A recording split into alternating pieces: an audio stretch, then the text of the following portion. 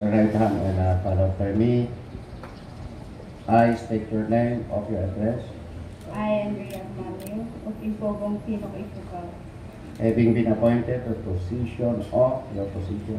having been appointed to the position of Administrative Aid 3 Utility Worker 2, Hereby solemnly swear hereby solemnly swear that I will faithfully discharge to the best of my ability that I will faithfully discharge to the best of my ability the duties of my present position the duties of my present position and all of others that I may hereafter hold under the Republic of the Philippines.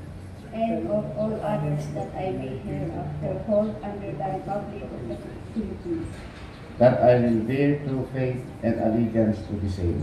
that I will bear true faith and allegiance to the same, That I will obey the laws, that I will obey the laws, legal orders, legal orders, and decrees promulgated by the duly constituted authorities of the Republic of the Philippines.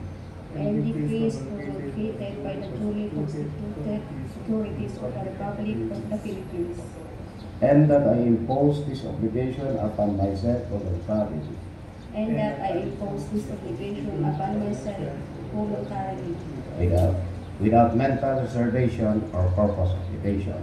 without mental reservation of purpose or obligation. So help me God. So help me. Congratulations. God.